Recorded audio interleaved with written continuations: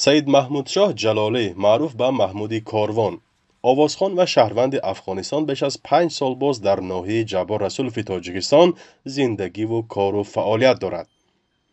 وی در اینجا همراه فرزندان و عائله‌اش مقیمی گشته است و به قول خودش از اولین عائله افغانستانی در این ناحیه می باشد.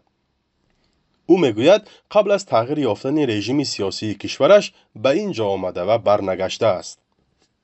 من تقریبا 4-5 ماه پیش از آمدن طالبا تصمیم گرفتم که باید از وطن برایم، به خاطر اولادای خود، به خاطر آینده اولادای خود. اگر من بگویم طالبا آمدن به خاطر طالبا آمدم، نه، به خاطر از اینکه دولت پیش از طالبا هم همین دولتی که بود توجه خاصی نداشت برای ما.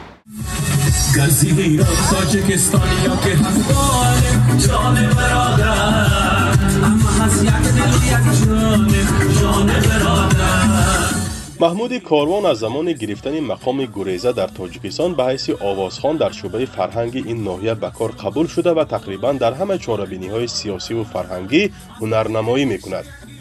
و همچنین به بعضی معرکه و خرسندی‌های مردم منطقه دعوت گردیده هواداران سرودهای افغانی را شاد می‌گرداند. محمود طبق عادت‌های منطقه‌اش نمی‌خواهد همسر و فرزندانش در نزد دوربین صحبت کند، ولی میگوید آنها نیز در اینجا خود را امن احساس می‌کنند. خردی من امین حال صنف 6 مکتب است. دنیا نام دارد. کلانی من یکی در افغانستان بود. وقتی که من از افغانستان حرکت کردم توی کرده بود. 2 نبیره دارم، 2 تا دختر داشت در افغانستان. اومان اینجا که من آمدم امروز همین دخترایم آمدم. باز همین سال 4 من بود که امروی بزرگا صحبت کردم، لطف و مهربانی کردن. همون دخترم را امروی 2 نبیرم از افغانستان آوردم نزد خودم اینجا. حالا همراه من آرام زندگی دارن. مثل عائله محمود در ناحیه جبار رسولف ولایت سوخت حدود 40 عائله دیگر زندگی میکنند. شهروندان لایق به کار در بازار و دیگر کارخانه‌های ناحیه به شغل فرا گرفته شده‌اند. ولی آنها نیز در نزد دوربین به خاطر بی‌خطری خود و عائله‌شان نمیخواهند گپ زنند. در صحبت حضوری اکثر آنها گفتند که مثل مردم اینجا مناسبت با آنها خوب و یک رنگ است. مکتب میروند، بهترین کورس های انگلیسی برایشان ایجاد شده. از همش یک پول از افغان ها نمیگیرن. و یک خوبی دیگر که من در همین طول مدت که همین جا هستم، خصوصا همین 1 سال، من نماینده افغان هاست در همین ناحیه مهرآباد هستم. جبار رسولف همینجا نماینده افغان ها هستم. برای افغان ها بهترین زندگی، بهترین درس، بهترین شغل ایجاد شده. من متوجه کارهایشان هستم، کنترل میکنم.